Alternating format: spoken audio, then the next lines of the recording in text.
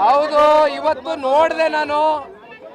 ಪಾಪ ನಮ್ಮ ಬಿಡದಿ ಭಾಗದಲ್ಲಿ GBIT greater Bengaluru integrated township project ಮಾಡಕ್ ಹೊರಟಿದಾರಲ್ಲ, ಇಷ್ಟೆಲ್ಲ ಮೊನ್ನೆ ಕುಮಾರಣ್ಣ ಅವರು ಕೂತ್ಕೊಂಡು ಪ್ರೆಸ್ ಅಡ್ರೆಸ್ ಮಾಡಿ, ದೇವೇಗೌಡರು ಸಾಹೇಬರು ಪ್ರೆಸ್ ಅಡ್ರೆಸ್ ಮಾಡಿದ ಮೇಲೆ ಒಳಗಡೆ ಈಗ ತಳಮಳ ಶುರುವಾಗಿ ಇವತ್ತು ಒಂದು 30 ಜನವೋ 40 ಜನವೋ ರೈತ ಮುಖಂಡರು ಅಂತ ಕರೆಸಿದ್ರಲ್ಲ ಸರ್.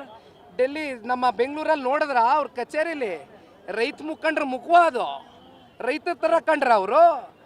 ಯಾವ ರಿಯಲ್ ಎಸ್ಟೇಟ್ ದಂಧೆಕೋರರು ದಲ್ಲಾಳಿಗಳನ್ನ ಯಾವನಾದ್ರೂ ಹೋಗ್ಲಿ ಹಸಿರು ಶಾಲ್ ಧರಿಸಿದ್ರೇನ್ರಿ? ರೈತರ ಥರ ಇದ್ರೇನ್ರಿ ಅವರು?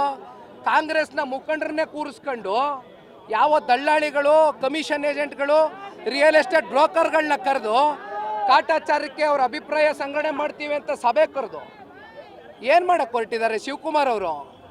80% ಜನ ರೈತರು ಒಪ್ಕೊಬಿಟ್ಟವ್ರಂತೆ ಲ್ಯಾಂಡ್ ಅಕ್ವಿಸಿಷನ್ಗೆ. ಏನು ಬಂದಿದ್ಯೇನಪ್ಪ ಸಾಹೇಬ, ಮೈಕೈ ಒದರ್ಕೊಂಡು ಕೆಳಗಡೆ ಇಳಿದ್ಬಾ. ಸಣ್ಣ ರೈತರ ಕತೆ ಏನಾಗಿದೆ? 10 ಗುಂಟೆ 15 ಗುಂಟೆ 20 ಗುಂಟೆ ಜಮೀನನ್ನು ಇಟ್ಕೊಂಡು ಹೈನುಗಾರಿಕೆ ಮಾಡ್ಕೊಂಡು ಕೊನೆಗೆ ಗೌರವಿತವಾಗಾದ್ರೂ ಹಸುನೋ ಕುರಿನೋ ಮೇಕೆನೋ ಸಾಕೊಂಡು ಜನ ಅಲ್ಲಿರ್ತಕ್ಕಂಥ ಸಣ್ಣ ರೈತರು ಬದುಕ್ತಾವ್ರೆ. ಅವ್ರ ಹೊಟ್ಟೆಗೆ ಕನ್ನ ಹಾಕೋದು ಬೇಡ.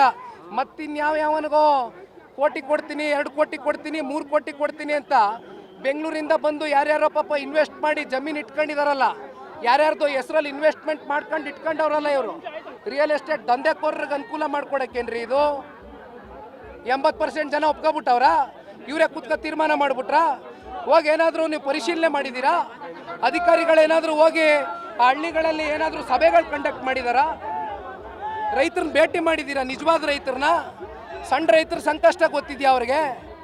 ಈ ದುರಾಂಕಾರದ ಮಾತು, ದರ್ಪದ ಮಾತುಗಳು ಭಾಳ ದಿನ ನಡೆಯೋದಿಲ್ಲ.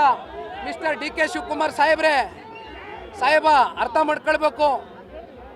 ನನ್ನ ಸ್ಟೇಟಸ್ ಬಗ್ಗೆ ಪ್ರಶ್ನೆ ಮಾಡ್ತಕ್ಕಂಥದ್ದು ಬೇಡ. ಅಧಿಕಾರ ಯಾವನಿಗೂ ಶಾಶ್ವತ ಅಲ್ಲ. 28ಕ್ಕೆ ಮಾಜಿ ಆಗ್ತಾರೆ ಮಿಸ್ಟರ್ DK ಶಿವಕುಮಾರ್, ತಲೆಯಲ್ಲಿ ಅರಿವಿರಲಿ. ಇನ್ನಷ್ಟು ಹೆಚ್ಚಿನ ಮಾಹಿತಿಗಾಗಿ ಫಾಲೋ ಮಾಡಿ ಬ್ರಿಗೇಡ್ ನ್ಯೂಸ್ ಕನ್ನಡ.